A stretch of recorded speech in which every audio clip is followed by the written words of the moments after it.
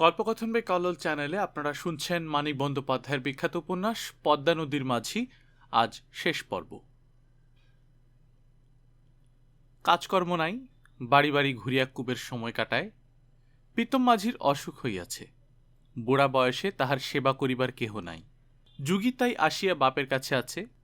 প্রীতম সেবা গ্রহণ করে মেয়ের, কিন্তু দিবারাত্রি তাকে গাল দিয়া কিছু রাখে না।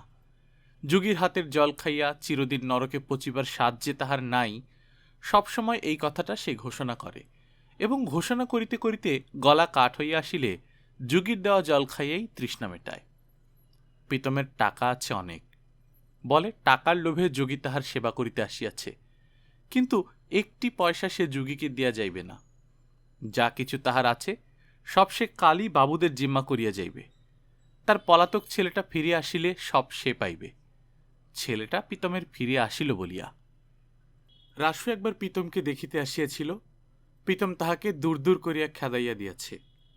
রাতারাতি খুন করিয়া ময়নাদ্বীপ ফেরত ডাকাতটা যে তাহার সর্বস্ব লুটিয়া লইবে, অত বোকা প্রীতম নয়। রাসু কাছে আসিলে সে তার ঠ্যাং খোড়া করিয়া দিবে। শীর্ণ হাত দুটি উঁচু করিতেও প্রীতমের কষ্ট হয়। রাসুর ঠ্যাং সে কেমন করিয়া খোড়া করিবে সেই জানে। কুবেরের কাছে রাসু মনোবেদনা জানায়। একমাত্র ভাগ্নি সে প্রীতমের, তাকে প্রীতম ত্যায্য করিয়া দিল। কত দুঃখ কষ্ট পাইয়া সে ফিরিয়া আসিল ময়নাদ্বীপ হইতে, দুদিন বাড়িতে ঠাঁই দিল না। অম্লান বদনে খেদাইয়া দিল রাস্তায়। মরিবার সময় এখন কাছে থাকিয়া একটু সেবা করার জন্য সে ব্যাকুল হইয়াছে, তাতেও বুড়া তাহাকে সন্দেহ করিবে, বাড়িতে ঢুকিতে দিবে না। তাছাড়া নিজের ভাগ্নে সে প্রীতমের। বুড়ার টাকা পয়সা বাড়িঘরের একটা অংশ কি তার পাওয়া উচিত নয়? কাকে ওসব দিয়া যাইবে বুড়া? কুবের বলে, পোলা লেগে থুয়া যাইব কয়। রাসু বলে, পোলা বাইচে আছে নাকি সায়, গাঙ্গে ডুবে গেছে কে কবে? আলস্যে সময় কাটায় কুবের। গ্রামের জোয়ান মানুষগুলি জীবিকা অর্জনের জন্য বাহির হইয়া যায়। গ্রামে থাকে শুধু বুড়া, শিশু ও নারীর দল। কুবের শুধু শুনিতে পায় পাকা মুখের আফসোস আর নরম গলার কলহ। দেখা হইলেই হিরু জেলে অনন্তবাবুর নাম করিয়া কুবেরকে পরিহাস করে। কোনোদিন কুবের রাগে, কোনোদিন তাহার মন খারাপ হইয়া যায়। আজ কতকাল অনন্তবাবু গ্রামে নাই। কলিকাতার বাবু তিনি। জেলেপাড়ায় রাত্রে স্কুল খুলিবার মতলবে কবে তিনি দু চারবার কুবেরের বাড়ি যাতায়াত করিয়াছিলেন, এখনও তাহা মনে করিয়া রাখা কি জন্যে? শুধু কুবেরের বাড়ি তো নয়, কি পাগলামি মেজবাবুর আসিয়াছিল কে জানে। জেলেপাড়ার মানুষগুলির সঙ্গে অন্তরঙ্গ হওয়ার জন্য সময় নাই অসময় নাই আসিয়া হাজির হইতেন। বাড়ি বাড়ি ঘুরিয়া দেশের নাম করিয়া কি যেন সব বলিতেন দুর্বোধ্য কথা। কতদিন নির্জন দ্বীপ্রহরে কত বাড়ির ভিতর হইতে মেজবাবুকে কুবের বাহির হইতে দেখিয়াছে। তাহার পঙ্গু অসহায় স্ত্রীর নামের সঙ্গে শুধু মেজবাবুর নামটা হিরু জড়ায় কেন? হিরুকে একদিন কুবের মারিবে, বেদম মারিবে। বাড়ি বাড়ি ঘুরিয়া সময় কাটায় কুবের। মনটা তাহার ভালো নাই। জগামাঝির বউ যেন কপিলার অনুকরণ করিয়া হাঁটিতে শিখিয়াছে। ভিজা কাপড়ে পথ চলিতে চলিতে চমকাইয়া উঠিয়া পিছনে কুবেরকে দেখিয়া তাহার চোখে সন্দেহ ঘনাইয়া আসার আগে কুবেরের তো অন্যমনস্কতা ঘোচে না। অপ্রতিভ হইতে হয় কুবেরকে। নকুলের বাড়ির সামনে কুলগাছটার তলে একদিন কপিলার পায়ে কাঁটা বিঁধিয়াছিল। মিছা কথা, কাঁটা বিঁধে নাই। উ বলিয়া কুবেরকে জড়াইয়া ধরিবার ছল সেটা কপিলার। কেতুপুরে দুর্গা প্রতিমা দেখিয়া ফিরিবার সময় সেদিন কি ছলনাময়ী কপিলা হইয়া উঠিয়াছিল। গোপীকে আনিবার নাম করিয়া কুবের একদিন ভোর ভোর গ্রাম ছাড়িয়া বাহির হইয়া পড়িল। শ্যামাদাসের বাড়ি আকুরটাকুর গ্রামে, হাঁটা পথে 12-13 মাইল। ক্ষেতের আল দিয়া আঁকিয়া বাঁকিয়া চলিতে চলিতে কতবার যে কুবের ভাবিল ফিরিয়া আসে। আকুরটাকুরে পৌঁছিয়া একটা পুকুরে মুখ হাত ধুইতে নামিয়া কতবার সে যে পুকুর ঘাট হইতেই সোজা আবার আমিনবাড়ির দিকে হাঁটিতে আরম্ভ করা স্থির করিয়া ফেলিল, তাহার হিসাব নাই। তবু শেষ পর্যন্ত শ্যামাদাসের বাড়ির দরজাতেই পথ শেষ হইল তাহার। শ্যামাদাস মাঠে গিয়াছিল, কিন্তু শ্যামাদাসের মা বোন ঘর বাড়ি জুড়িয়া আছে। কপিলা এখানে ঘোমটা টানা বউ। কুটুম্বকে শ্যামাদাসের মা খাতির করিতে বসিয়া দিল। কুশল ও এদিকে আসিবার প্রয়োজন জিজ্ঞাসা করিল। শ্যামাদাসের বাড়িঘর দেখিয়া কুবের মনে মনে পীড়িত হইয়া উঠিয়াছিল, ভালো রকম জবাব দিতে পারিল না। 4 ভিটায় 4খানা বড় বড় ঘর শ্যামাদাসের, চারদিক লেপাপোছা ঝকঝকে। ঘরের মধ্যে উঁকি দিলে কত জিনিস চোখে পড়ে। কাঠের সিন্দুক, বেতের ঝাঁপি, বাসনকোসন, কত কিছু। উঠানের একপাশে ধানের মরাই, অপর পাশে গোয়ালঘর। লক্ষ্মীশ্রী মাখানো সম্পন্ন গৃহস্থের ঘর সংসার। কুবেরের ভাঙা কুটিরের তুলনায় বৈকুণ্ঠপুরী। বুকের ভেতরে টাটায় কুবেরের। এই বৈকুণ্ঠের লক্ষ্মী গিয়া তাহার ভাঙা ঘরে সাকান্ন খাইয়া কটা দিন কাটাইয়া আসিয়াছিল বলিয়া আজও সে আকাশকুসুম রচনা করে। ভাবে আজও লক্ষ্মীর মন পড়িয়া রহিয়াছে কেতুপুরে তাহার সেই নোংরা নির্টিতে। কি বোকাই কুবের ছিল। কপিলা জিজ্ঞাসা করে, খবর কি মাঝি, কি মনে করে আইলা? ভালা আসেনি পোলাপানরা? ডুরে শাড়ি পরিয়াছে কপিলা, চুলের তেলে কপাল তাহার ভিজিয়া গিয়াছে, দেহ যেন উথলিয়া উঠিয়াছে কপিলার, বর্ষার পদ্মার মতো। কি ভীষণ খুশি মনে হইতেছে কপিলাকে। নিজের মলিন কাপড় ও চাদরটি লজ্জায় কুবেরের ছুটিয়া পলাইতে ইচ্ছা হইতে থাকে। কয়েক মিনিট সাধারণ কথাবার্তা বলিয়া কপিলা আবার রাঁধিতে যায়। আরও খানিক্ষণ আলাপ করিয়া কপিলার শাশুড়িও প্রস্থান করে। বাড়ির দু একটি ছেলে মেয়ে শুধু ঘোরাফেরা করে কুবেরের কাছে, তারপর তারাও চলিয়া যায়। কুবের বসিয়া থাকে একা, বোকা, নোংরা, অপদার্থ কুবের। ময়নাদ্বীপের এনায়েত ও বশিরের কথা কুবেরের মনে পড়ে। মনে পড়ে জ্যোৎস্নালোকে হোসেনের কুটিরের দাওয়ায় বন্দি এনায়েতের ভাত খাওয়া, যার জন্য দ্বীপের অধিবাসীদের কাছে কবার সে মার খাইয়াছে, তারই আনিয়া দেওয়া ভাত। হোসেনের কল্যাণে কদিন পরে মিলনও তাদের হইবে, প্রকাশ্য সামাজিক আইনসঙ্গত মিলন। কি আশ্চর্য ভাগ্য লইয়াই এক একটা লোক জন্মায় জগতে। বসিয়া থাকিতে থাকিতে পথ চলার শ্রান্তিতে ঢুল আসে কুবেরের। আধো জায়গা আধো ঘুমানো অবস্থায় সে স্বপ্ন দেখিতে থাকে, রচনা করিয়া চলে আকাশকুসুম। সর্বশক্তিমান হোসেনকে সে যেন বলিয়াছে কপিলাকে পাইলে সপরিবারে সে ময়নাদ্বীপে গিয়া বাস করিবে। গণেশকেও বলিয়া সে রাজি করিবে যাইতে। হোসেন তাহার চিরন্তন হাসি হাসিয়া যেন বলিয়াছে, তাই করুম কবির ভাই, তাই করুম, আয়না দিমু কপিলারে। তারপর যেন একদিন কপিলা আসিয়া বলে, থাকবে নাকি মাঝি? কুবের বলে, না। 2 দিন থাইকে যাও। আইসো কেন কও দেহি? শুভশ্রেণীর হাটে যামো মন কইরা বাইরেছি কপিলা, তা ভাবলাম তরে দেখা যাই। কপিলা মুচকি হাসিয়া বলে, শুভশ্রেণীর হাট নাকি আইজ? কুবের বিপন্ন হইয়া বলে, না। হাটে গিয়া ঘুমাইয়া থাকো গা মাঝি, কাইল হাট কইরা বাড়ির যাইও। বলিয়া কপিলা রান্নাঘরে চলিয়া যায়। কুবের উঠিয়া নামিয়া যায় উঠানে। লাউ মাচার কাছে গিয়া সে দাঁড়ায়। লজ্জায় মুখখানাতে তাহার মাচার উপর করা কালো হাড়িটার ছায়া যেন পড়ে। কপিলার সঙ্গে সে পারিয়া উঠিবে কেন? পদ্মা নদীর বোকা মাঝি সে। এক হাটে কিনিয়া কপিলা তাহাকে আরেক হাটে বেচিয়া দিয়াছে অনেক দিন আগে। দুপুরবেলা বাড়ি ফিরিয়া কুবেরকে দেখিয়া শ্যামাদাস খুশি হইল। দুজনে পুকুরে স্নান করিয়া আসিয়া একসঙ্গে খাইতে বসিল। অতিথি আসিয়াছে বলিয়া কপিলা আজ অনেক রান্না করিয়াছে, কিন্তু খাদ্যে কুবেরের রুচি ছিল না। কুবেরের হঠাৎ আসিবার কারণটা শ্যামাদাসও জানিতে চাহিল। কুবের এবার এক আশ্চর্য মিথ্যা রচনা করিয়া বসিল। হোসেন মিয়ার ময়নাদ্বীপে গিয়া বাস করিতে চাহিবে এমন যদি কেহ জানা থাকে শ্যামাদাসের। অনেক সুবিধা সেখানে বাস করার, বাড়িঘর, অন্নবস্ত্র, জমিজমা সব এখন বিনামূল্যে পাওয়া যাইবে। 10-20 বছর পরে দ্বীপের বসতির বিস্তার হইলে তখন নামে মাত্র খাজনা ধার্য হইবে জমির। পুরুষানুক্রমে সত্য জন্মিবে জমিতে। শ্যামাদাস যদি 10 জনকে এই সুবর্ণ সুযোগের সংবাদ জানায়, আর কেহ ময়নাদ্বীপে যাইতে রাজি হইলে কুবেরকে যদি খবর দেয়, বড় ভালো হবে। তবে শ্যামাদাস অবাক হইয়া বলিল, চা বাগানের ঠিকাদারি নিছ নাকি মাঝি? হাই, চা বাগান? কিসের চা বাগান? শ্যামাদাস চলুক না, ময়নাদ্বীপ দেখিয়া আসিবে। আজই চলুক। তুমি যাও না কেন ময়নাদ্বীপই? শ্যামাদাস জিজ্ঞাসা করিল। কুবের থতমত খাইয়া বলিল, যামু, আমিও যামু। আজ এখানে থাকিয়া যাওয়ার জন্য কুবেরকে অনেক অনুরোধ করিল শ্যামাদাস, কিন্তু থাকিবার উপায় কি আছে কুবেরের? গ্রামে গ্রামে ঘুরিয়া তাহাকে ময়নাদ্বীপের বারতা প্রচার করিতে হইবে। সুবচনের হাটের ভেতর দিয়া আমিনবাড়ির পথ। হাটের শূন্য চালাগুলি খাঁ খাঁ করিতেছিল। পথের ধারে স্থায়ী দোকান ও আড়তগুলি শুধু খোলা আছে। একটা খাবারের দোকানের সামনে নড়বড়ে বেঞ্চিটাতে কুবের বসিয়া পড়িল। ভয়ানক শীত করিতেছিল কুবেরের। শরীরটা ছমছম করিতেছিল, আর চোখ দুটো করিতেছিল জ্বালা। হুড়মুড় করিয়া জ্বর যে আসিতেছে অনেকক্ষণ আগেই সে তাহা টের পাইয়াছিল। বেঞ্চিটা রোদে সরাইয়া নিয়া চাদর মুড়ি দিয়া সে শুইয়া পড়িল। ক্রমে অপরাহ্ন হইয়া আসিল। দোকানের ছায়া কুবেরকে অতিক্রম করিয়া হাটের চালাগুলির মাথায় উঠিয়া গেল। কুবের তেমনিভাবে পড়িয়া রহিল বেঞ্চিটাতে। শেষে ময়রা তাহাকে ডাকাডাকি আরম্ভ করিয়া দিল। জ্বর আসিবার মুখে ভোজ খাইয়াছিল। অবস্থা বড় শোচনীয় হইয়া পড়িয়াছে কুবেরের। কপিলার স্বামী শ্যামাদাসের অবস্থা ভালো বলিয়া গরিব সে জ্বর গায়ে পথে নামিয়া আসিয়াছিল। এত জ্বর যে আসিবে কুবের তা ভাবিতে পারে নাই। মাথার মধ্যে যেন কুয়াশা নামিয়াছে, আর শব্দ হইতেছে গম গম। কোথায় কি অবস্থায় সে পড়িয়াছে তাও মাঝে মাঝে গোলমাল হইয়া যাইতেছে সব। সমুদ্র তরঙ্গ, দুর্গাপূজার আলো, অন্ধকার একটা চাচের বেড়ার বাইরে সারি সারি ঘুমন্ত মানুষ, বারবার জাল নামানো উঠানো, ঝাঁকে ঝাঁকে সাদা মাছের লাফালাফি, সব একাকার হইয়া যাইতেছে। ময়রা মুখের চাদর সরাইয়া দিলে কুবের আরক্ত চোখে তাহার মুখের দিকে চাহিয়া থাকে। বিড়বিড় করিয়া বলে, শ্যামাদাসের খবর দিবা, আকুর টাকুরের শ্যামাদাস।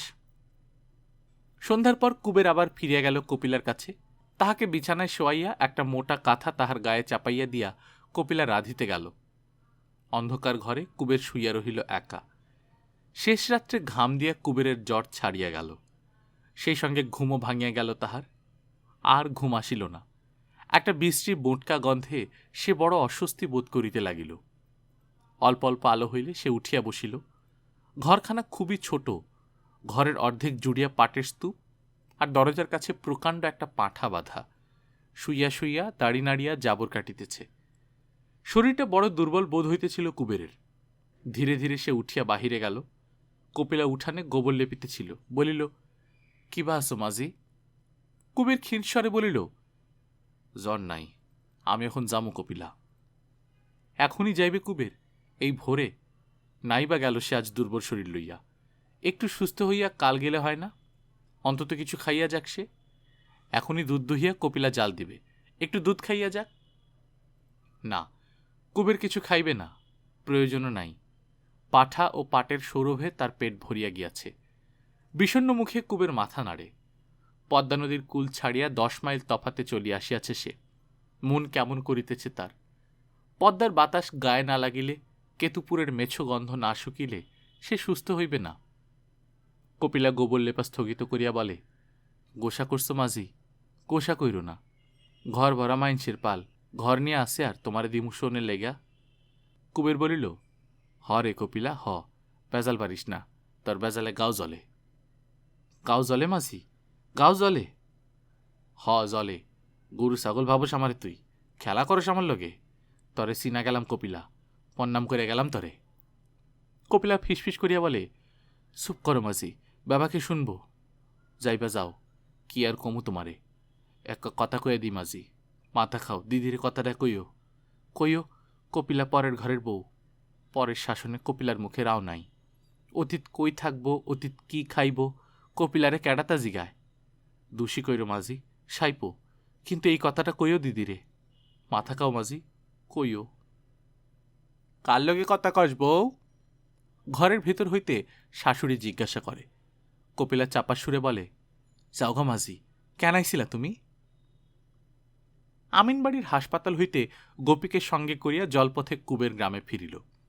তাহার শীর্ণ চেহারা দেখিয়া মালা বারবার জিজ্ঞাসা করিল, কি হইয়াছিল তাহার, ফিরিতে এত দেরি হইল কেন?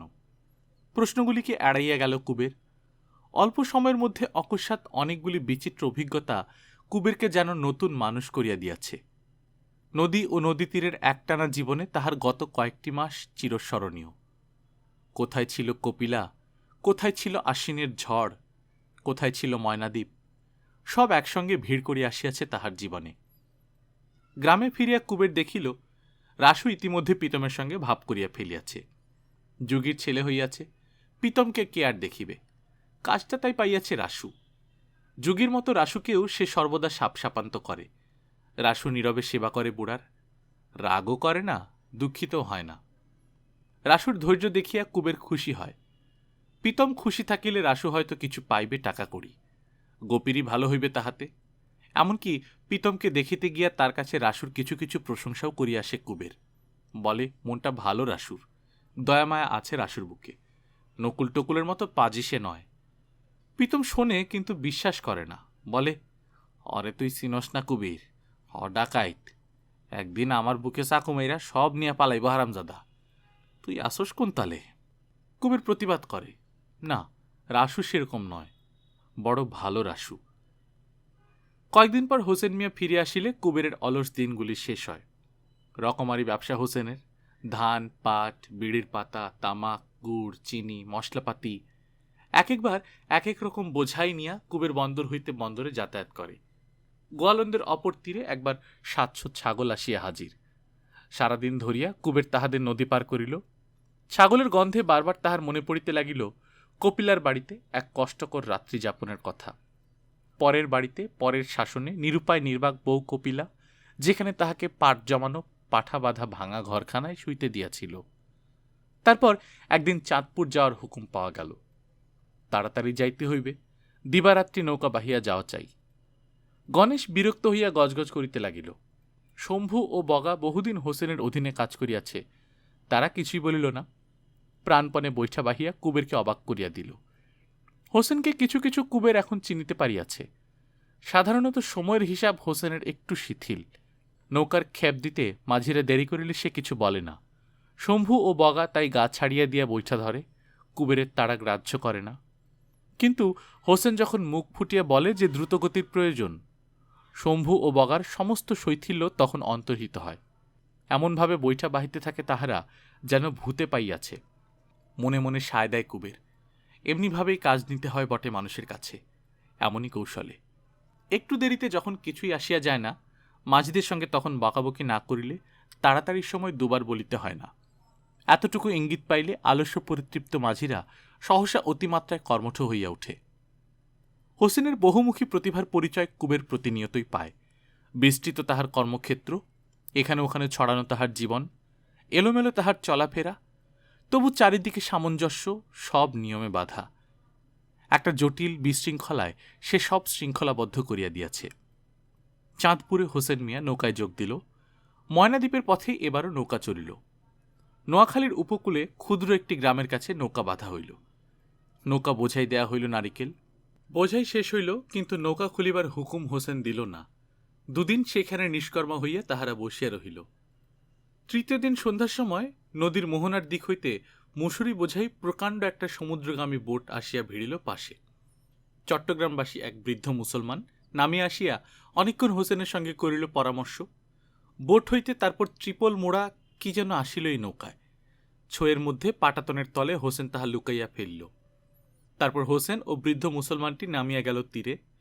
গুনিয়া গুনিয়া হোসেন কতগুলি নোট তাহার হাতে দিল। নৌকায় ফিরিয়া আসিয়া বলিল, নাও খোলো কবির ভাই। বড় কৌতূহল হইতেছিল কুবিরের, পাটাতনের নিচে কি লুকাইয়া রাখিয়াছে হোসেন। হোসেনকে প্রশ্ন করিবার সাহস কুবেরের হইল না। অনেক রাত্রে নৌকা বাঁধিয়া রাধিবার আয়োজন করিবার সময় শম্ভুকে সে চুপি চুপি জিজ্ঞাসা করিল। শম্ভু বলিল, আপিম মিয়া আপিম, চুপ যাও। আপিম? চুপি চুপি আপিমের ব্যবসা করে হোসেন? এ তো ভালো কথা নয়। নানা দিকে কত উপার্জন হোসেনের, এসব অসৎ উপায়ে অর্থ সংগ্রহের চেষ্টা কেন তার? তাছাড়া চোরাই আপিমের ব্যবসা করা তো সহজ বিপদের কথা নয়। ধরা পড়িলে কি উপায় হইবে তখন? কুবেরের ভয় করিতে লাগিল। হোসেন মিয়ার সঙ্গে যেদিন সে ভিড়িয়াছে সেই দিন হইতে জানে একদিন অনিবার্য বিপদ আসিবে, একেবারে সর্বনাশ হইয়া যাইবে। আজ কুবের বিপদের স্বরূপটা বুঝিতে পারিল। আজ হোক কাল হোক হাতে পড়িবে হাত করা। তারপর 2-10 বছর জেলের বাহিরে কুবেরকে আর খুঁজিয়া পাওয়া যাইবে না। ছোয়ের ভিতরটা হোসেন মিয়া দখল করিয়াছে। নৌকার উন্মুক্ত অংশে হোগলার ঢাকনি চাপাইয়া মাঝিরা শয়ন করে। শুইয়া শুইয়া কুবের অনেক আবল তাবল চিন্তা করিল। একবার ভাবিল, এবার গায়ে ফিরিয়া হোসেন মিয়ার নৌকায় আর সে কাজ করিবে না। জেলে যাওয়ার চেয়ে না খাইয়া মরাও ভালো। কিন্তু না খাইয়া মরার সঙ্গে কুবেরের পরিচয় আছে। হোসেন মিয়ার সঙ্গে ভিড়িয়া জীবনে সে প্রথম সচ্ছলতার সুখ জানিয়াছে। এই কাজ ছাড়িয়া দিলে যে অবস্থা তাহার হইবে, খানিক্ষণ সে বিষয়ে চিন্তা করিয়া কুবের বুঝিতে পারে, জানিয়া শুনিয়া ইচ্ছা করিয়া দারিদ্র্যকে বরণ করিবার ক্ষমতা আর তাহার নাই। ক্ষোভে কুবেরের চোখে জল আসে। এ কি অন্যায় হোসেন মিয়ার! এইসব বিপজ্জনক কাজগুলি বাদ দিলেও তো তাহার কাজের অভাব নাই। সেই সব কাজে ব্যাপৃত না রাখিয়া কুবেরকে কেন সেই বিপদের মধ্যে টানিয়া নিয়াছে? তারপর কুবের ভাবে, এইসব ভয়ঙ্কর কাজের সহায়তা যদি তাকে করিতে হয়, বিপদের ভাগ যদি তাহার থাকে, লাভের অংশ তো তাহার পাওয়া উচিত। জেলে যাওয়ার ঝুঁকি যার, সে কি শুধু বৈঠা বাহিবার মজুরি পাইবে? মনে মনে কুবের কলহ করে হোসেনের সঙ্গে। কল্পনায় সে বারবার এই ঘটনাগুলি ঘটাইয়া যায়। হোসেনের অন্যায়টা বুঝাইয়া দিতে সে ভারী অনুতপ্ত হয়। তাড়াতাড়ি কোমরের কালো বেল্ট হইতে এক তাড়া নোট নিয়া সে কুবেরকে দেয়। 4 ভিটায় 4খানি বড় বড় ঘর তোলে কুবের, গোয়াল করে, ধানের মড়াই করে, ঝাঁকার উপর লাউলতা তুলিয়া দেয়। তারপর একদিন কপিলাকে নিমন্ত্রণ করে।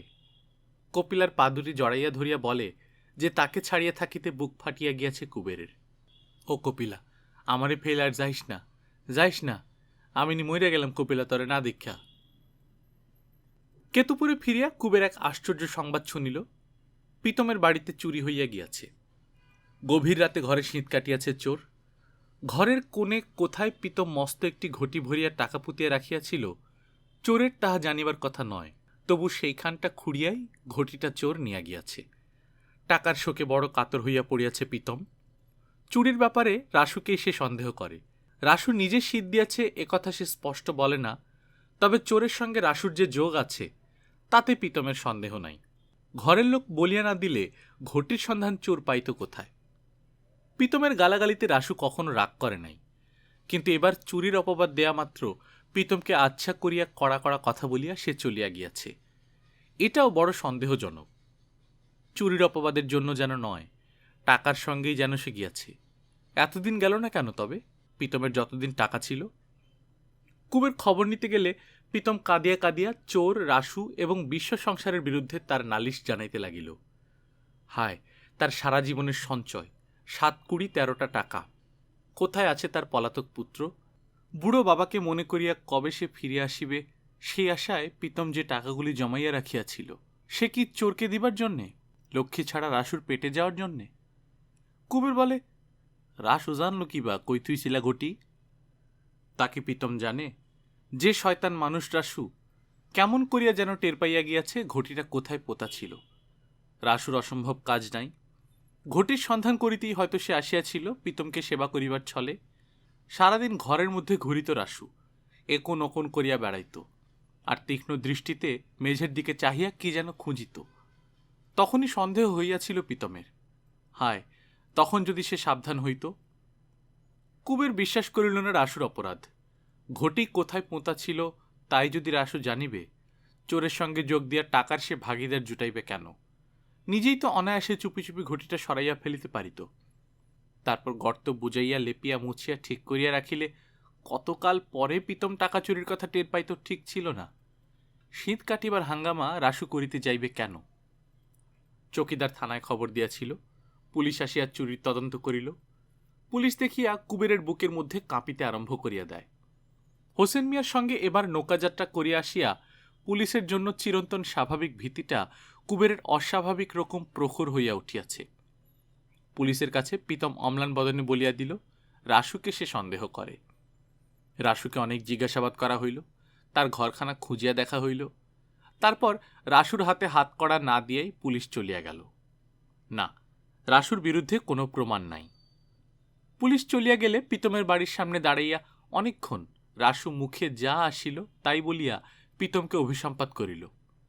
শুনিয়া কে বলিবে প্রীতম তার মামা। তারপর একদিন সকালে কুবেরের কাছে আসিয়া রাসু জিজ্ঞাসা করিল, কবে বিয়া দিবা? কুবের তৎক্ষণাৎ সন্দিগ্ধ হইয়া বলিল, গতিক কিরে রাসু, প্রীতম খুড়ার টাকা নি তুই নিছস? রাসুর মুখখানা একটু বিবর্ণ হইয়া গেল বই কি। সে বলিল, কি কও লখার বাপাই, টাকা নাই আমার, কাম করি না আমি। কি কাম করস? সেতুল বাবু কাম দিছে, বাবু গোনায়, মামার ঘরে চুরি করুম, অমন কথা কইল না লখার বাপ। তখন কুবের বলিল, পনের টাকা দিয়া থো না কেন তবে? রাসু বলিল, দিমু, কবে বিয়া দিবা কও? গোপী সারিয়া উঠিতেছিল। এখনো সে ভালো করিয়া হাঁটিতে পারে না বটে, তবে ক্রমেই পায়ে জোর পাইতেছে। মাসখানেক পরে বিবাহ তাহার দেওয়া যায়, কিন্তু বিবাহের আগে টাকাটা কুবেরের পাওয়া চাই। মেয়ের গায়ে ওঠা চাই গহনা। রাসুর মুখের কথায় নির্ভর করিয়া থাকিবার পাত্র সে নয়। যথাসময়ে টাকা ও গহনা দেবার প্রতিজ্ঞা করিয়া রাসু বিদায় লইল। প্রতিজ্ঞা করিল সে অবলীলাক্রমে। রাসুর যেন টাকার ভাবনা শেষ হইয়াছে বাবুদের নৌকায় কাজ পাইয়া। সে যেন বড়লোকি হইয়া গিয়াছে। টাকা ও গহনার কথা শুনিয়া একদিন মুখে তাহার কালিমা ঘনাইয়া আসিয়াছিল। আজ সে নির্ভয়, নিশ্চিন্ত। মালা বলে, রাসু রেজেন কেমন কেমন দেহি, আমি ডরাই মাঝি। কুবের বলে, ডরাইয়া কাম নাই তোর, হাই বলিয়া মালা অবাক হইয়া থাকে। কুবের গোপীকে ডাকে, লাঠি ধরিয়া হাঁটিতে বলে গোপীকে। গোপী কষ্টে উঠিয়া দাঁড়ায়, কষ্টে দু এক পা হাঁটে। কুবের তীক্ষ্ণ দৃষ্টিতে চাহিয়া দেখিয়া বলে, সারব গোপীর মা, খাসা সারব পাওখান গোপীর। রাসুর লগে কেন দিমু বিয়া? কইলা যে রাসুরে? কুবের একগাল হাসে, বলে, তুই নিমাইয়া লোক গোপীর মা, বুঝোস না। রাসুরে হাতে থুইছি, পাও যদি না সারে মাইয়ার রাসুর লগেই দিমু। আর যদি সাইরা যায় গোপীর মা, পাওখান যদি সাইরা যায় গোপীর। মহোৎসাহে কুবের গোপীর হাঁটুতে হাসপাতালের দেয়া ওষুধ মালিশ করিতে থাকে। জোরে জোরে ঘষে কুবের, ব্যথায় গোপী কাতরায়। কুবের ধমক দিয়া বলে, চুপ থাক, চুপ থাক, জোর জোর দিব না তো সারব কেন? মালিশ করিতে করিতে থামিয়া গিয়া হাঁটুটা সে টিপিয়া টিপিয়া পরীক্ষা করিয়া দেখে, বলে, ফুলা কমে নাই গোপীর মা? হ, কম যেন লাগে বলিয়া মালা উৎসুক চোখে গোপীর পায়ের দিকে চাহিয়া থাকে। অনেকক্ষণ পরে সলজ্জভাবে বলে, মনে একটা স্বাদ ছিল মাঝি, কমু? হ্যাঁ, এমনভাবেই ভনিতা করে মালা। মালার টামাটে মুখখানা একটু রাঙা দেখায়।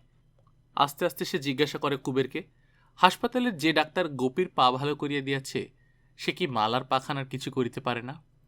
একবার গিয়া দেখাই আসিলে হয়, কিন্তু কিছু যদি ডাক্তার না করিতে পারে, নাই করিবে। মালার বড় স্বাদ একবার গিয়া দেখাই আসে। কুবের কি বলে? কুবের গম্ভীর হইয়া বলে, তোর পায়ের কিছু হইব না গোপীর মা। কেন হইবে না কেন? মালা জিজ্ঞাসা করে। আহা, একবার দেখাই আসিতে দোষ কি? ডাক্তার যদি বলে কিছু হইবে না, নিজের কানে শুনিয়া আসিয়া মালা নিশ্চিন্ত হইয়া থাকিবে। একবার লইয়া চলুক কুবের তাহাকে। এক ফোঁটা যদি মায়া থাকে তার জন্য কুবেরের বুকে, একবার সে লইয়া চলুক তাকে সদরের হাসপাতালে। কুবের কি বুঝিবে খোড়া পায়ের জন্যে সারা জীবন কি দুঃখ মালা পুষিয়া রাখিয়াছে মনে? না, লইয়া যাইবে না কুবের? হাই গো কুবেরের পাষাণ প্রাণ! মালার চোখে জল আসে।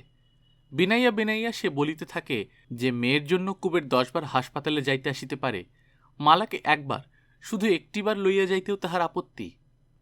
হ্যাঁ, অনেক পাপ করিয়াছিল আর জন্মে মালা, এবার তাই এমন কপাল লইয়া জন্মিয়াছে। কোলের ছেলেটাকে মালা মাই ছাড়াইয়া নিচে ফেলিয়া দেয়, ঘুরিয়া বসিয়া দরজার খুঁটিতে ঠকঠক করিয়া মাথা ঠোকে, আর কাঁদিতে কাঁদিতে আহ্বান করে মরণকে। যে মরণ এমনই নির্দয় যে মালার মতো পোড়া কপালের দিকে ফিরিয়াও তাকায় না। চুপ যা গোপীর মা, চুপ যা। কেন চুপ যাইবে? কুবেরের দরদ আছে নাকি মালার জন্য? সে তো কপিলার মতো ভঙ্গি করিয়া হাঁটিতে পারে না যে তাকে লইয়া কুবের আমিনবাড়ির হাসপাতালে যাইবে, হোটেলে রাত কাটাইয়া আসিবে পরমানন্দে। কুবের বিবর্ণ হইয়া বলে, কিবা কথা কস গোপীর মা, মাইরা ফেলুম কইলাম। তারপর সে সুর বদলাইয়া বলে, হাসপাতালে যাওয়ানোর লেগে কান্দনের কাম কি? আই যাইবার চাস নিয়ে যামুনে, যা মুখে লয় কইয়ার আগাইসটা গোপীর মা। মালা ফুসফুস করিতে করিতে বলে, নিবা নির্যশ, নিবা। নিমু। কিন্তু মালাকে আমিনবাড়ি নিয়ে যাওয়ার সময় কুবেরের হয় না। হোসেন মিয়ার এখন কাজের অন্ত নাই, অবিরত চালান আসিতেছে, চালান যাইতেছে। এবছর সতেজে ব্যবসা আরম্ভ করিয়াছে হোসেন। মাঝখানে আবার একবার নৌকা লইয়া নারিকেলের ও চোরাই আপিমের চালান আনিতে কুবেরকে সেই নোয়াখালীর উপকূলে যাইতে হইল। এবার আপিম পৌঁছাইয়া দিল একটি স্টিম লঞ্চ। লঞ্চে এক সাহেব আসিয়াছিল। হোসেন মিয়াকে কি তার খাতির! আপিমের পুটুলি নিয়ে নৌকা চালাইতে এবারও কুবেরের বুকের মধ্যে সমস্ত পথ একটা আতঙ্ক জাগিয়া রহিল। গতবার ফিরিয়া গিয়া হোসেন প্রত্যেক মাঝিকে 10টা করিয়া টাকা বকশিস দিয়াছিল, এবারও দিবে সন্দেহ নাই। কিন্তু টাকার কথা ভাবিয়া কুবেরের এক বিন্দু আনন্দ হইল না। গণেশ জিজ্ঞাসা করে, কি ভাবো কুবিদ্যা, জিমাও কেন? মিয়া ভাই আপিম দিছে নাহি? কুবের বলে, সুবজা বলদ। গণেশ বলে, কুকির মা রূপার পয়সা চাই কুবিদ্যা, ভাবি কি এবার মিয়া ভাই টাহা দিলে দিমু পয়সা গড়ে কুপির মারে। গণেশের খুশি ধরে না, কুবেরের গায়ে ঠেলা দিয়া বলে, ওসেন মিয়ার নায় কাম নিয়া বড় কাম করছো কুবিদ্যা, তাহার মুখ দেখলাম। কুবের তীক্ষ্ণ দৃষ্টিতে সুদূর নদীবক্ষে চাহিয়া বলে, ওটা কিরে গনসা, পুলিশের লঞ্চ নাহি? হ। কুবের শিহরিয়া বলে, কোন দিকে যায়? আমাগতিকে আহে দিই কুবিদ্যা। কুবের বিবর্ণ মুখে হোসেন মিয়ার কাছে যায়, ফিসফিস করিয়া বলে, পুলিশ লঞ্চ আহে মিয়া সাব। হোসেন মৃদু মৃদু হাসে, বলে, বইটা দর গিয়া কুবির ভাই, হোসেন মিয়া থাকতি কারে ডরাও, নদীর মধ্যে জাল ফেলায় মাল ওড়াইব কোন হালার পোত। হ্যাঁ, বিপদ ঘনাই আসিলে আপিমের বান্ডেল নদীর জলে ফেলিয়া দিলেই চুকিয়া গেল, তাই হইবে বোধ হয়। সেই জন্যই হয়তো হোসেন সর্বদা জলপথে আপিমের চালান নিয়ে আসে, নতুবা নোয়াখালী হোক চট্টগ্রাম হোক, রেলের স্টিমারে চাঁদপুর আসা ঢের সুবিধা। কুবেরের ভয় কিছুটা কমে, তবু সুদূর পুলিশ লঞ্চের দিক হইতে দৃষ্টি সে ফিরাইতে পারে না। লঞ্চটি যখন ক্রমে ক্রমে কাছে আসিয়া পাশ দিয়া চলিয়া যায়, কুবের শ্বাস রোধ করিয়া থাকে। একদিন ভোরবেলা বাড়ি ফিরিয়া কুবের মালাকে দেখিতে পাইল না। গোপী বলিল, রাসুর সঙ্গে মালা আমিনবাড়ির হাসপাতালে গিয়াছে। কুবের রাগিয়া বলিল, কার নাই? বাবুগো নাই। 3 দিন নদীর বুকে কাটাইয়া আসিয়াছে, মেজাজ গরম হইয়াছিল কুবেরের। রাগে সে গুম খাইয়া রহিল। গোপী গড়গড় করিয়া ব্যাপারটা বিস্তারিত বলিয়া গেল। মালা কদিন হইতে রাসুকে তোষামত করিতেছিল। কাল মেজবাবু মোকদ্দমার জন্য আমিনবাড়ি গিয়াছেন, সেই সুযোগে বাবুকে বলিয়া মালা ও রাসু সঙ্গে গিয়াছে। মেজবাবুর নৌকায় মালা আমিনবাড়ি গিয়াছে? মেয়ের দিকে কুবের কটমট করিয়া তাকায়। গোপী যেন অপরাধিনী। গোপী ভয়ে ভয়ে বলে, লকা লগে গেছে বাবা। সারাদিন কুবের বাড়ি ছাড়িয়া নড়িল না। জীবনটা হঠাৎ তেতো হইয়া গিয়াছে কুবেরের কাছে। সমস্ত সকালবেলাটা সে রাগে আগুন হইয়া রহিল। নিধু মাঝি আলাপ করিতে আসিলে তাহাকে অকথ্য গালাগাল করিয়া ভাগাইয়া দিল। বিনা দোষে মারিয়া চণ্ডীকে করিয়া দিল আধমরা। তারপর রাগ কমিয়া অপরাহ্নে আসিল বিষাদ। কেবলই মনে হইতে লাগিল কুবেরের মালা প্রতিশোধ লইয়াছে।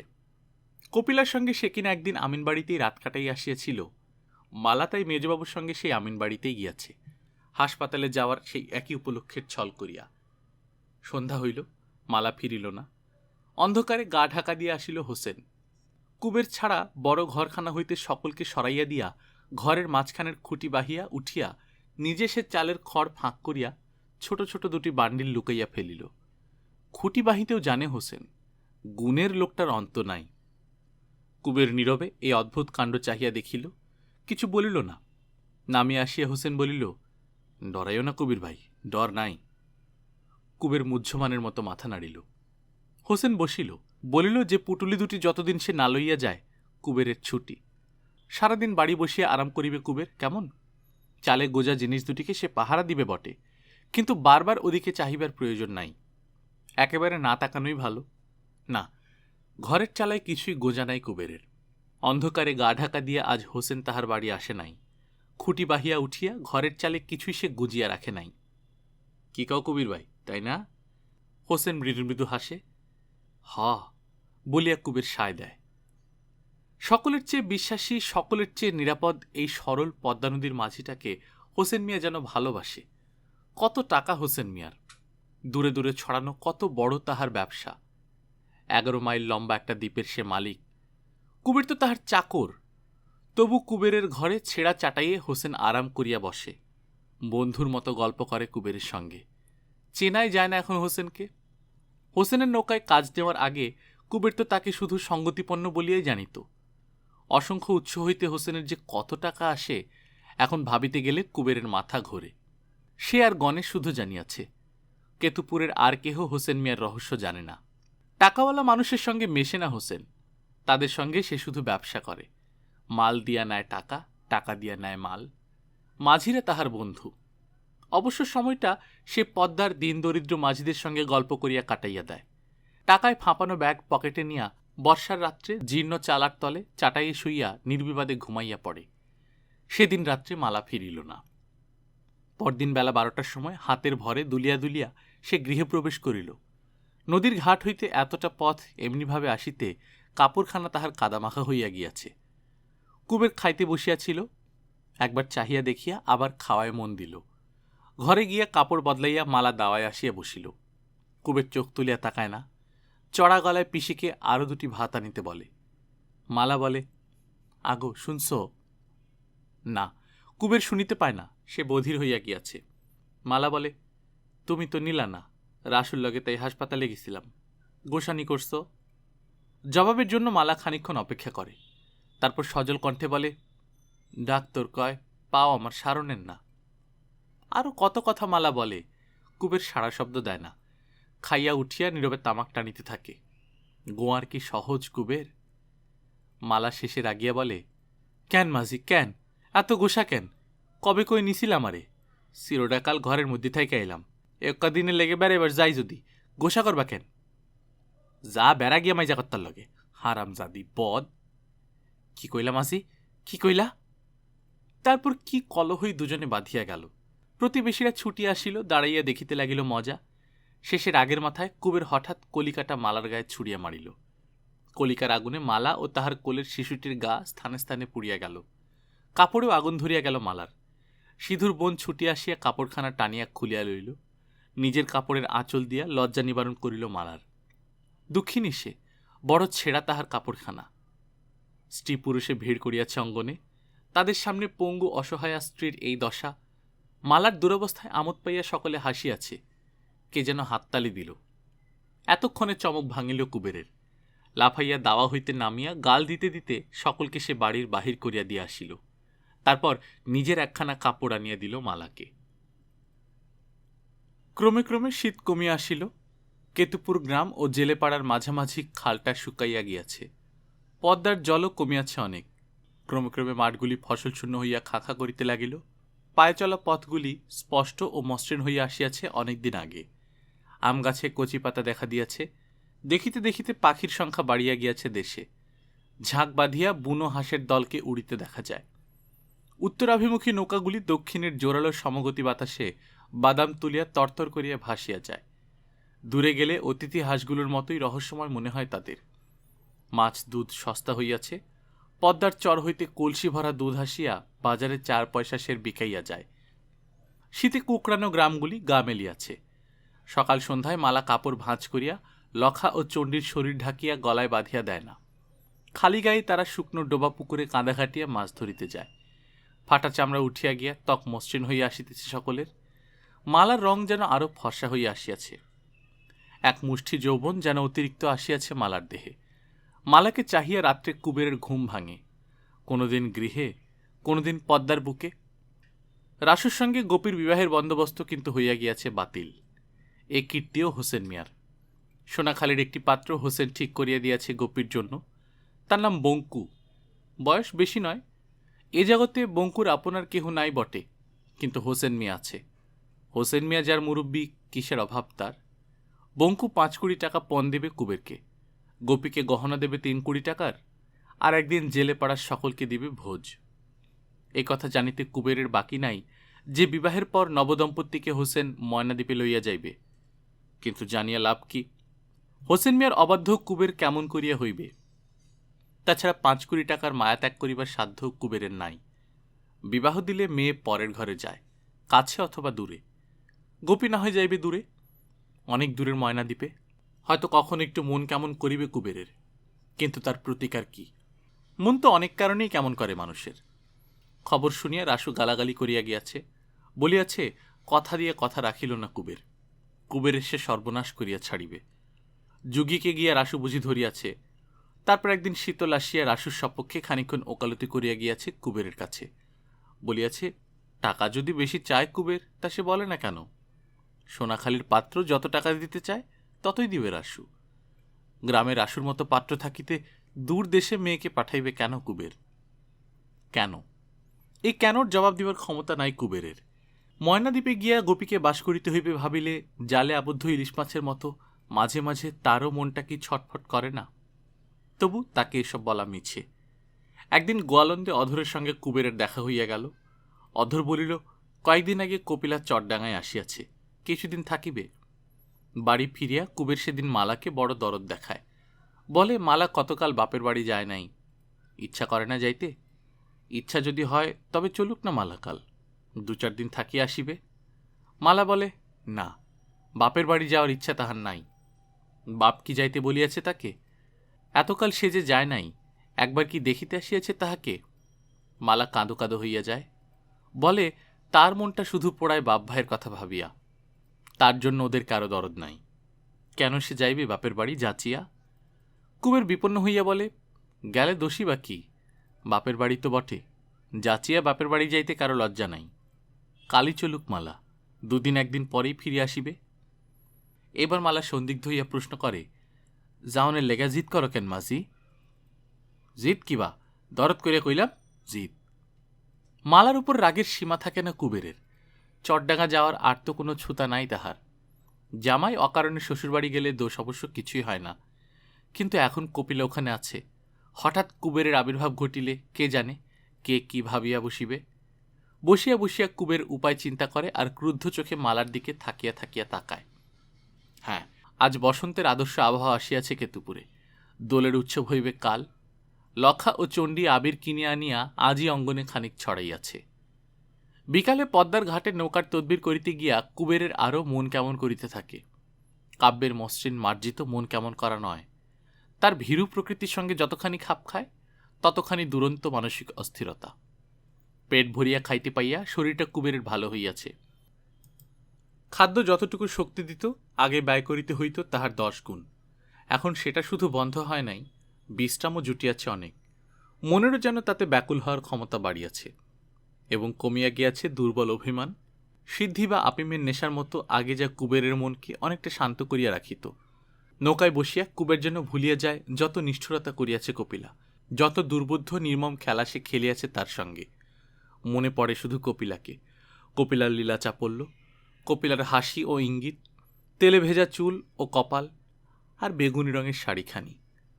আর মনে পড়ে শ্যামাদাসের উঠানে ভোরবেলা গোবর ল্যাপায় রত কপিলাকে, মালাকে বলিবার অনুরোধ মেশানো তার শেষ সকাতর কথাগুলি। কেন আইছিলাম আজি জিজ্ঞাসা করিয়াছিল না কপিলা?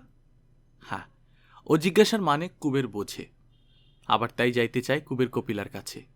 এখনই যাইতে চায় শস্যহীন শুকনো মাঠগুলি ঊর্ধ্বশ্বাসে পার হইয়া চটডাঙ্গায়, কপিলা যেখানে চুল বাঁধিতেছে। কুবেরকে দেখিয়া তার বোতলটি কাত করিয়া আরও খানিকটা তেল মাথায় ঢালিবে কপিলা। তার উত্তোলিত দুটি বাহু, মুখের ছলনা ভরা হাসি, বসিবার দুর্বিনীত ভঙ্গি সব পাগল করিয়া দিবে কুবেরকে। ঘাটে আরও নৌকা আছে, মাঝি আছে, এখানে থাকিতে ভালো লাগে না কুবেরের। বাড়ি ফিরিতেও ইচ্ছা হয় না। নদীর ধারে ধারে সে হাঁটিতে আরম্ভ করে, ভাঙিয়া পড়ার জন্য প্রস্তুত তীরের ফাটল ধরা অংশগুলির উপর দিয়া। চলিতে চলিতে একসময় 10-12 হাত ডাঙা তাকে সঙ্গে করিয়া ধসিয়া পড়ে নিচে। শীতের পদ্মার জল যেখান হইতে হাত 15 পিছাইয়া গিয়াছে। মাটির একটা চাপড়াই বুঝি মাথায় ঘা দিয়া কুবেরকে অজ্ঞান করিয়া দেয়। মিনিট 10 পরে চেতনা হয় কুবেরের। প্রথমে কুবেরের মনে হয় এ বুঝি কপিলারই একটি কৌতুক। তারপর কষ্টে উঠিয়া বসিয়া সে নিঝুম হইয়া থাকে। শেষবেলা সূর্য যেন পদ্মাকেও নিঝুম করিয়া দিয়াছে। দূরের নৌকাগুলি এবং আরও দূরের স্টিমারটি যেন হইয়া গিয়াছে গতিহারা। বাতাসের জোর নাই, নদীর ছলাৎ ছলাৎ শব্দ যেন ক্লান্ত। নিজের এলোমেলো চিন্তাগুলিকে কুবের ভালো করিয়া বুঝিতে পারে না। মাথার মধ্যে একটা ভোঁতা বেদনা টিপটিপ করিতেছে। মাথার বাঁ পাশটা দিয়া একটু রক্ত পড়িয়াছে। তাই বলিয়া কেবলই এখন মনে আসিতে থাকিবে কেন গণেশের সেই গান, পীড়িত করিয়া জইলা মোলাঙ্গ সই। কার সঙ্গে পীড়িত করিয়া জ্বলিয়া মরিতেছে কুবের? কপিলার সঙ্গে? হ্যাঁ, ভারী মেয়ে মানুষ কপিলা, তার সঙ্গে আবার পীড়িত? ছেলে মানুষ নাকি কুবের? পদ্মায় স্নান করিয়া কুবের বাড়ি ফিরিল। ভাত খাইতে বসিয়া হঠাৎ কুবের বলিল, চটডাঙ্গা যাবি লখা? জামু বাবা, জামু।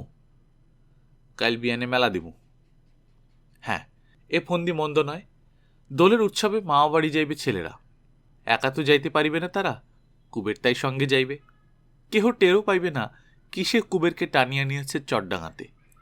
মালা বলিল, আগো নিয়া যাইবা তো আমারও নিয়া চলো। কুবের বলিল, না, তরে নিমু না, যাবি না কইলি কেন? কুবের বাঁচিয়াছে। মালাকে লইয়া চটডাঙ্গা যাওয়া কি সহজ কথা? রাজি না হইয়া ভালোই করিয়াছে মালা। যাতায়াতের ডুলি ভাড়াটা কুবেরের বাঁচিয়া গেল। মালা এখন যাইতে চায়। ছেলেদের লইয়া কুবের যদি সত্য সত্যই যায় চটডাঙ্গা, তবে সে আর না যাইবে কেন? কুবের তার ইচ্ছা অনিচ্ছার কথা তুলিয়াছিল বলিয়াই না প্রথমটা সে রাজি হয় নাই। মালা স্বামীর তোষামত আরম্ভ করে, রাত্রে খানিক রাগারাগি কাঁদাকাটি করিতেও ছাড়ে না। কিন্তু কুবের অটল। যাইবে না বলিল কেন মালা? কুবের যখন তোষামত আরম্ভ করিয়াছিল, বাহাদুরি করিয়া তখন যাইতে অস্বীকার করিল কেন? মরিয়া গেলেও কুবের তো তাকে চটডাঙ্গায় লইবে না।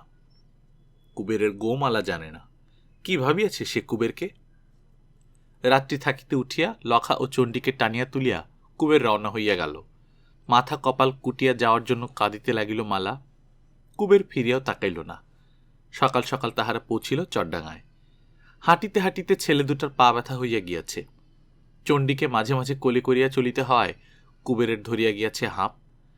শ্বশুরবাড়ির দাওয়ায় বসিয়া গামছা দিয়া সে ঘাম মুছিতে লাগিল। একটু পরে কপিলা একখানা পাখা আনিয়া দিল। কুবের খুশি হইয়া বলিল, আসস কি বা কপিলা? কি বা দেখো, কাহিল যেন লাগে তরে? হ, কাহিল হইছি।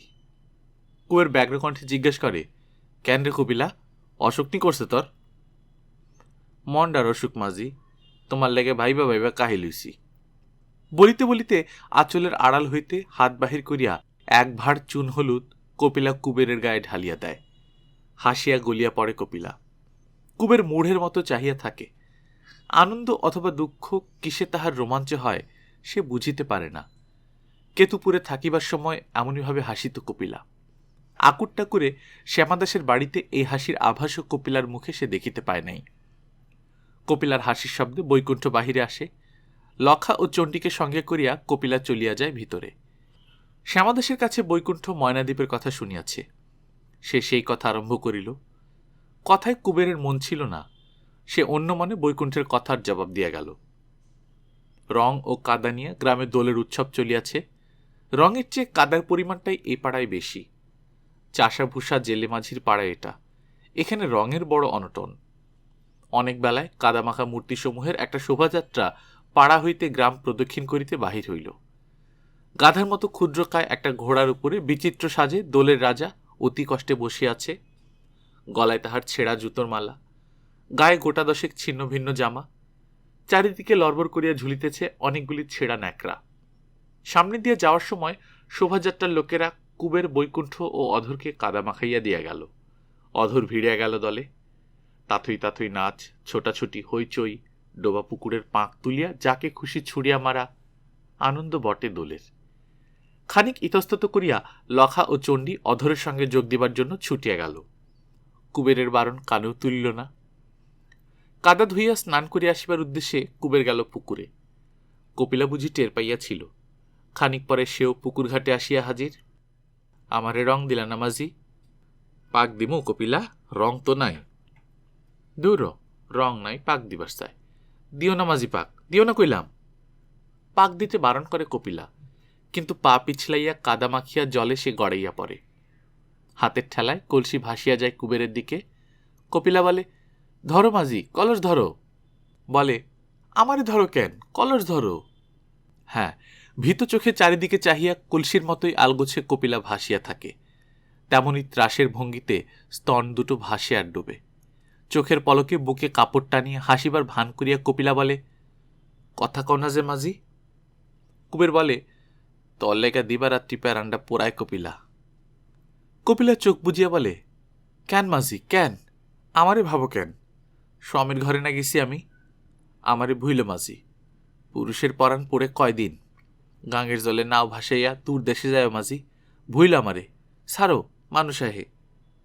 সাঁতার দিয়া কপিলা কলসি ধরিয়া আনে।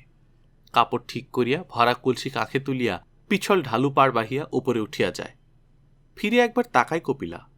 ভরা কলসির জল খানিকটা উছলাইয়া পড়ে। দুপুরে খাইয়া উঠিয়া কুবের বলে, লখা চণ্ডী, ল মেলা করি, দিনে দিনে গায়ে ফিরুম। মালা বিস্মিত হইয়া বলিল, আইস ফিরে আইলা যে? মাইনছে থাকে তোর বাপের বাড়ি। পথ হাঁটিয়া হাঁটিয়া লখা ও চণ্ডী আধমরা হইয়া গিয়াছিল। কুবেরও কম শ্রান্ত হয় নাই। জিরাইয়া জিরাইয়া গ্রামে পৌঁছিতে তাহাদের সন্ধ্যা পার হইয়া গিয়াছিল। লখা ও চণ্ডী দুটি দুটি ভাত খাইয়া শুইয়া পড়িল। কপিলা চরডাঙ্গায় আসিয়াছে তাদের মুখে এ খবর শুনিয়া মালা গম্ভীর হইয়া গেল। কুবেরকে আর সে কিছুই জিজ্ঞাসা করিল না। খোড়া পাটি টানটান করিবার চেষ্টাতেই বোধহয় একবার তাহার মুখখানা হইয়া গেল বিকৃত। কপিলা চলিয়া যাওয়ার পর হইতে নিজের পঙ্গুতা সম্বন্ধে মালা সচেতন হইয়া উঠিয়াছে। কুকড়ানো শীর্ণ পাটিকে সে মাঝে মাঝে সিধা করিবার চেষ্টা করে। দুহাতে মাঝে মাঝে পাটিকে ঘষিতে থাকে সজোরে। জন্ম হইতে অভ্যস্ত বিকলাঙ্গটি এতকাল পরে মালাকে বিশেষভাবে কাতর করিয়াছে। বাড়ির দক্ষিণে খানিকটা ফাঁকা জমি ছিল। গোপীর বিবাহের আগে ওখানে একখানা ঘর তুলিবার কথা ভাবিতেছিল কুবের। এতকাল সময় ছিল না। হোসেনের চালানি কারবারের এখন একটু মন্দা পড়িয়াছে। বাড়িতে থাকিবার সময় পায় কুবের। চরডাঙ্গা হইতে ফিরিবার পরদিন সে ঘর তুলিবার জন্য বাবুদের অনুমতি আনিতে গেল। কুবের কি জানিত অনুমতির জন্য মেজবাবুর কাছেই তাহাকে দরবার করিতে হইবে? নিচু হইয়া প্রণাম করিয়া জোড় হাতে মেজবাবুর সামনে দাঁড়াইতে হইল কুবেরকে। করুণ কণ্ঠে জানাইতে হইল আবেদন। ঘর তুলিবে কুবের? খুব টাকা হইয়াছে নাকি কুবেরের? মেজবাবু হাসিয়া কথা বলেন। ফরাসের সামনে মেঝেতে উবু হইয়া বসিবার অনুমতি কুবের পায়, কিন্তু যুক্ত কর মুক্ত করিবার নিয়ম নাই। জেলে পাড়ার খবর জিজ্ঞাসা করেন মেজবাবু।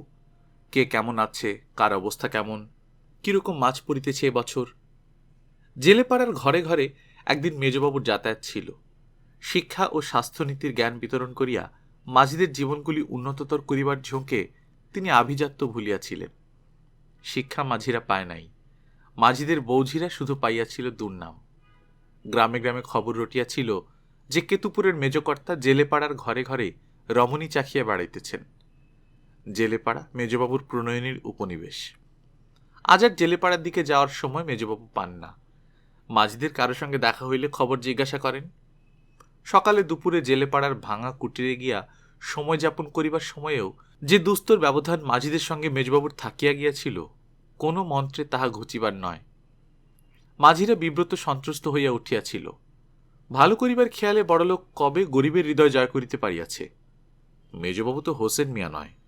দুর্নীতি, দারিদ্র, অন্তহীন সরলতার সঙ্গে নিচু স্তরের চালাকি, অবিশ্বাস ও সন্দেহের সঙ্গে একান্ত নির্ভর, অন্ধ ধর্মবিশ্বাসের সঙ্গে অধর্মকে অনায়াসে সহিয়া চলা, এইসব যাদের জীবনে একাকার হইয়াছে, পদ্মার বুকে নৌকা ভাসাইয়া যারা ভাবুক কবি, ডাঙায় যারা গরিব ছোট লোক, মেজবাবু কেন তাদের পাত্তা পাইবেন? ও কাজ হোসেন মিয়ার মতো মানুষের পক্ষে সম্ভব। মেজবাবুর চেয়ে বেশি টাকা উপার্জন করিয়াও যার মাঝিত্ব খসিয়া যায় নাই। মালার কথাও মেজবাবু জিজ্ঞাসা করিলেন। মালার পায়ের যে চিকিৎসা চলিতেছিল, কি হইল তার? তারপর ফাঁকা জমিটুকুতে ঘর তুলিবার অনুমতি দিয়া কুবেরকে মেজবাবু বিদায় করিলেন। মালা আজও মুখ ভার করিয়াছিল, কিন্তু কৌতূহল দমন করা যায় না। কি কইল মাইজা কর্তা? কি কইব, তোর কথা জিগাইল। হ, নাই তুইলা আবার তোরে হাসপাতাল নিয়ে যাইব কইল গোপীর মা। গোয়ার কি সহজ কুবের? গো ধরিলে আর তো সে তাহা ছাড়িবে না। মেজবাবুর নৌকায় মালা যে আমিনবাড়ি গিয়াছিল, কতকাল সে একথা মনের মধ্যে পুষিয়া রাখিবে সেই জানে। হয়তো মালা যখন বুড়ি হইয়া যাইবে, বিকল পাটির মতো সর্বাঙ্গ শীর্ণ হইয়া আসিবে তাহার, তখন এই কথা ভুলিবে না কুবের। কলহ করিয়া মালা কাঁদে, মৃত্যু কামনা করে নিজের। কিন্তু এ বিষয়ে কুবের কঠোর, নির্মম। অন্য বিষয়ে মালার সঙ্গে তাহার ব্যবহার বদলায় না। পঙ্গু অসহায় স্ত্রীর জীবন তারই বক্ষের আশ্রয়ে আজও উথলিয়া উঠে, কিন্তু আমিনবাড়ি যাওয়ার জন্য অম্লান বদনে মালাকে সে পীড়ন করে। আজ রাত্রি হয়তো কুবের মালাকে বুকে জড়াইয়া মিঠা মিঠা কথা বলিবে। পদ্মার ঠান্ডা বাতাসে জোড়াইয়া জোড়াইয়া কি যে মধুর হইয়া উঠিবে কুবেরের ব্যবহার। কাল হয়তো আবার সে কাঁদাইবে মালাকে মেজবাবুর কথা তুলিয়া। এমনই প্রকৃতি পদ্মা নদীর মাঝির। ভদ্রলোকের মতো একটানা সংকীর্ণতা নয়, বিরাট বিস্তারিত সংমিশ্রণ। ঘর তোলা শেষ হইতে দিন 10 সময় লাগিল। তারপর একদিন বঙ্কুর সঙ্গে বিবাহ হইয়া গেল গোপীর। কপিলা আসিল বিবাহে। সে না আসিলে বিবাহের কাজ করিবে কে? মালা তো পঙ্গু। কুবের খুশি হইয়া বলিতে লাগিল, আইসস কপিলা, আইসস। কুবের যেন ভুলিয়া গিয়াছে চরডাঙ্গার পুকুরের জলে কি কথা তাহার হইয়াছিল কপিলার সঙ্গে। কিন্তু কপিলা সব মনে পড়াইয়া দেয়। সরিয়া সরিয়া পালাইয়া বেড়ায় কপিলা। ঢেকি ঘরের ভিতরে দাঁড়াইয়া কুবের ইশারা করিয়া কাছে ডাকিলে মুখ ঘুরাইয়া থাকে। এ তো ছলনা নয়, খেলা নয় কপিলার। কি যেন ভাবিয়া আসিয়াছে কপিলা এবার। বড় সে গম্ভীর। একটু হাসি, দুটি কথার কাঙাল কুবের। কপিলার হাসি কই, কথা কই কপিলার মুখে? হলুদ মাখিতে মাখিতে হলদে হইয়া বিবাহ হইয়া গেল গোপীর। বরকনেকে কুবের পদ্মার নৌকায় তুলিয়া দিল। গোপী আবার ফিরিয়া আসিবে। হোসেন মিয়ার তাড়াতাড়ি নাই। বঙ্কু ও গোপী 2 মাস দেশে থাক, তাতে সে আপত্তি করিবে না। বিবাহের পরই কপিলার ফিরিয়া যাওয়ার কথা ছিল। কি ভাবিয়া সে রহিয়া গেল। কদিন পরে শ্যামাদাস আসিয়া তাকে আকুর টাকুর লইয়া যাইবে। দিন 2 পরে কুবেরকে হোসেন মিয়ার একটা চালান আনিতে যাইতে হইল। মাইল 10 উজানে একটা গ্রামের ঘাটে নৌকা বাঁধিয়া সে পাট বোঝাই করিল নৌকায়। তারপর দেবীগঞ্জ ফিরিয়া আসিল অনেক রাত্রে। সকলে শ্রান্ত হইয়া পড়িয়াছিল। অত রাত্রে কেতুপুর ফিরিতে রাজি হইল না। কুবেরের মন পড়িয়াছিল বাড়িতে। নদীর ধারে ধারে সে হাঁটিতে আরম্ভ করিল গ্রামের দিকে। নদীতে জেলে নৌকার আলোগুলি ইতস্তত সঞ্চালিত হইতেছে। মাছ ধরিবার কামাই নাই পদ্মায়। চলিতে চলিতে কত কি ভাবে কুবের। কারো ঘুম না ভাঙাইয়া কপিলাকে কি তোলা যাইবে না? আর কিছু চায় না কুবের কপিলার কাছে। গোপনে শুধু দুটা সুখ দুঃখের কথা বলিবে, একটু রহস্য করিবে কপিলার সঙ্গে। বাঁশের কঞ্চির মতো অবাধ্য ভঙ্গিতে সোজা হইয়া দাঁড়াইয়া কপিলার টিটকারি দিবে তাকে। ধরিয়া নোয়াইয়া দিতে গেলে বসিয়া পড়িবে কাদায়। চাপা হাসিতে নির্জন নদী তীরে তুলিয়া দিবে রোমাঞ্চ। আর কিছুই চায় না কুবের। কেতুপুরের ঘাটে পৌঁছাইয়া কুবেরের বুকের মধ্যে হঠাৎ কাঁপুনি ধরিয়া গেল। গলা শুকাইয়া গেল কুবেরের। স্পষ্ট সে দেখিতে পাইল সাদা কাপড় পরিয়া এত রাত্রে একটি রমণী ঘাটে দাঁড়াইয়া আছে। কোনো দিকে মানুষের সাড়া নাই। পদ্মার জল শুধু ছলাৎ ছলাৎ করিয়া আছড়াইয়া ভাঙা তীরকে ভাঙিবার চেষ্টা করিতেছে। নদীর জোর বাতাসে সাদা কাপড় উড়িতেছে একাকিনী রমণীর। ভীত কর্কশ কণ্ঠে কুবের বলিল, ক্যাডা খারায় আসো গো, ক্যাডা? নদীর দিকে মুখ করিয়া রমণী দাঁড়াইয়াছিল।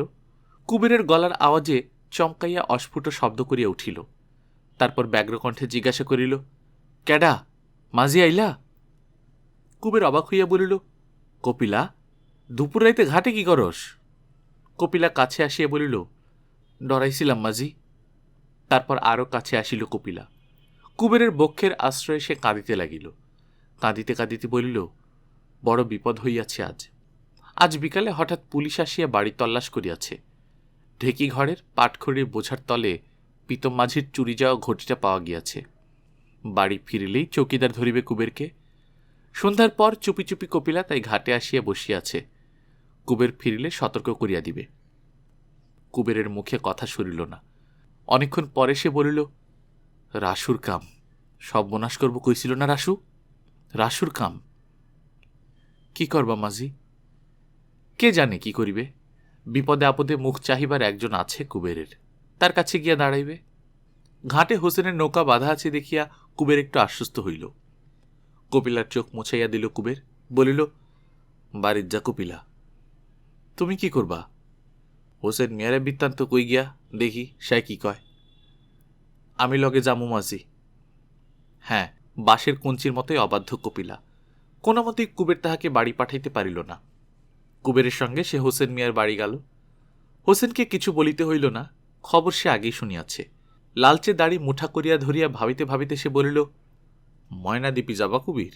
চুরি আমি সামাল দিমু। আমি চুরি করি নেই মিয়া। তা কি হোসেন মিয়া জানে না? কিন্তু চোরাই মাল যখন বাহির হইয়াছে কুবেরের ঘরে, চোরকে সেখানে মাল রাখিয়া আসিতে কেহ দেখে নাই। কে বিশ্বাস করিবে কুবেরের কথা? বাহিরের কেহ শত্রুতা করিয়া রাখিয়া যাইতে পারে এমন কোন স্থানে মাল বাহির হয় নাই। একেবারে ঘরের মধ্যে লুকানো অবস্থায় মাল পাওয়া গিয়াছে। তাছাড়া গরিব নয় কুবের। বিবর্ণ মুখে কুবের মাথা হেট করিয়া থাকে। ঘোমটার ভেতর হইতে সজল চোখে কপিলা তার দিকে তাকায়। একজন মুনিশ তামাক সাজিয়া দিয়া যায় হোসেনকে। তামাক টানিতে টানিতে হোসেন জিজ্ঞাসা করে, যাবা ময়নাদ্বীপী? ঘাড় নাড়িয়া কুবের সায় দেয়। চোখ বুঝিয়া হোসেন ব্যবস্থার কথা বলিয়া চলে। আজ এই রাত্রেই রওনা হইয়া যাক কুবের। স্ত্রীপুত্রের জন্য ভাবনা নেই কুবেরের। হোসেন রহিল। পরে গোপী আর বঙ্কুর সঙ্গে ওদের সকলকে হোসেন ময়নাদ্বীপে পৌঁছাইয়া দিবে। কেন কাঁদে কেন কুবের? ময়নাদ্বীপ তো সে নিজের চোখে দেখিয়া আসিয়াছে। সেখানে গিয়া বাস করিতে হইবে বলিয়া কান্নার কি আছে? তামাক শেষ করিয়া হোসেন উঠিল। বাহিরের একটা ঘরে 7 জন মুসলমান মাঝি ঘুমাইয়াছিল। তাদের মধ্যে 5 জনকে সঙ্গে করিয়া সকলে নদীর ঘাটের দিকে চলিল। কুবের ও কপিলা চলিতে লাগিল সকলের পিছনে। কপিলা চুপি চুপি বলিল, না গেলাম মাঝি, জেল খাটো। কুবের বলে, হোসেন মিয়া দ্বীপে আমারে নেবই কপিলা। একবার জেল খাইতে পার পামো না, ফিরে আইলে আবার জেল খাটাইব। কপিলা আর কথা বলে না। ঘাটের খানিকটা তফাতে হোসেনের প্রকাণ্ড নৌকাটি নোঙর করা ছিল। একজন মাঝি ঘুমাইয়াছিল নৌকায়। তাকে ডাকিয়া তুলিলে সে নৌকা তীরে ভিড়াইল। কুবের নীরবে নৌকায় উঠিয়া গেল। সঙ্গে গেল কপিলা। ছোয়ের মধ্যে গিয়া সে বসিল। কুবেরকে ডাকিয়া বলিল, আমারে নিবা মাঝি লগে? হ, কপিলা চলুক সঙ্গে। একা অত দূরে কুবের পাড়ি দিতে পারিবে না। গল্পকথন বাই কল্লোল চ্যানেলে আপনারা শুনছিলেন মানিক বন্দ্যোপাধ্যায়ের বিখ্যাত উপন্যাস পদ্মা নদীর মাঝি। আজ 5ম পর্বের মাধ্যমে শেষ হয়ে গেল। আমরা নিয়মিত গল্প পাঠ করে শোনাচ্ছি। আপনারা যারা প্রথমবার মতো শুনছেন কাইন্ডলি সাবস্ক্রাইব করে নেবেন। আমাদের আগে আরও বহু ভালো ভালো গল্প পড়া হয়েছে, আপনারা সেগুলো শুনে দেখতে পারেন। যারা গল্পকথন বাই কল্লোল চ্যানেলকে ফিনান্সিয়ালি স্পন্সর করতে চান তারা patreon.com/কল্লোল এই লিঙ্কে গিয়ে আমাদের সাপোর্ট করতে পারেন। নিজে ভালো থাকবেন, আশপাশের লোকজনকে ভালো রাখবেন। টাটা।